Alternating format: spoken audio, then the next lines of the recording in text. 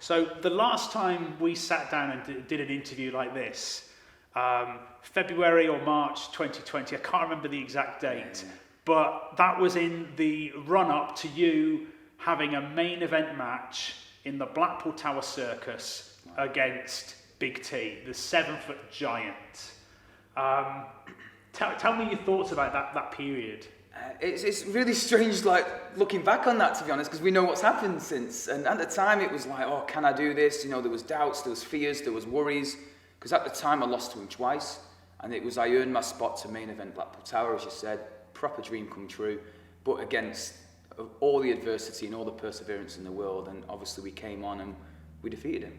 With the audience, obviously, backing me, we defeated him. And I became the first person in PCW history to pin the 7-foot-tall, 155-kilogram giant in a grueling matchup. I put my heart and soul into that, but what a feel-good moment that was to end. You know, that was the end of my rookie year as well. That was my 11th month in, the main event of Blackpool Tower, and the first man to do such a feat. So that was a very significant moment. And if I remember correctly, you did a judo throw off the top rope. I did, yes. Yeah.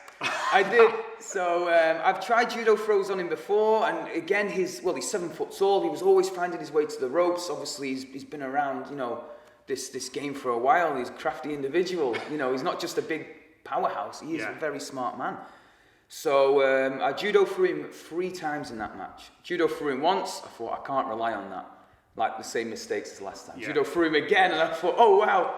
And then he somehow got straight back up, but then God knows why Big T was climbing to the top rope, but I'm glad he did. I chased him up there, took a deep breath, and I judo through him. Glad the ring didn't break. I was confident it was going to. Massive thud. And then I was shocked that there was a 3 count, to be honest. I was in pure shock. And I just remember the crowd going wild it felt like an hour. Kids screaming. Yeah. The normal Rascal army in their blue and yellow t-shirts running riot and diving into the ring, and it was special because it wasn't just a match. It was a build-up of the town. You know, all the adversity that we've gone through. You know, together through what we've done and what I've done in the local community. We just overcame a lot of adversity, and I'm just dead proud and happy they were still supporting me when I lost the previous match. Yeah, they were still willing to get behind me and say, you know what, we can do this together. So that was about an 8-month build. I don't know how long it was, but it felt like a good 8 months. There was a long build to that, and then for that moment just to pay off, it was magic. Yeah, it really was. PCW then held another one of their white-collar wrestling events. Yeah. And I remember I was the host for that particular show. They're always fantastic shows, but one of the people wrestling was one of your judo students. Yeah. So tell me about Lucy's participation in that event. Where do we start with that? Like, I think last time we interviewed, you mentioned something like, oh, how would you feel if one of your students stepped up and took part? And I'd say I'd be very proud if a student can come up and take my spot or kick my butt. And Lucy is a very, very special individual. Very, very special. Like, again, driven, determination, willing to give anything a go. She's so inspiring to everybody. And she's very, very big on things like women empowerment as well. So she can use her platforms to reach out to many as well. But the day of the white collar, I didn't know for a fact, but I had suspicions that we were going to be a team. I had suspicions, and then when it was finally confirmed, it was okay. It was actually going to be me and Lucy versus Death Row. And I was like, wow, okay, this is going to be a hard shift. Ouch. A hard shift, because in my mind, I thought, I've got to make sure Lucy's safe, and I've got to obviously kick Death Row's butt, and they are malicious, vicious, and they had a point to prove as well. However, they said, oh no, Death Row, you're not wrestling Death Row. Okay, cool, that's fine, no problem. So Lucy was understandably nervous, as I was on my white collar. Wrestling is very all over the place, of course, with shows and stuff like that. But we fast forward to the bit where we're about to make our entrances, and I said to her, I'll go out first, and then when you come out, I'll be there for you, ready. Yeah.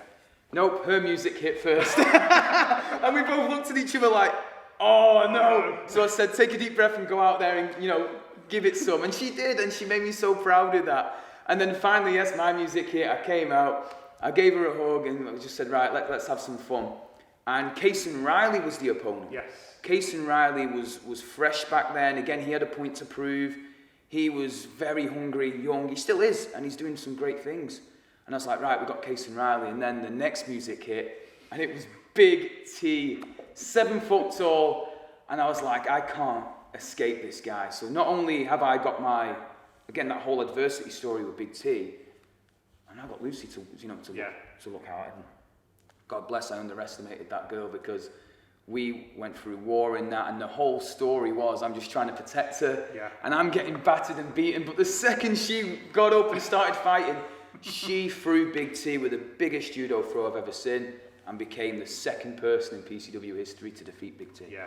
So if that isn't an inspirational story, I don't know what is. But I learned a lot from that. I learned never to underestimate her again.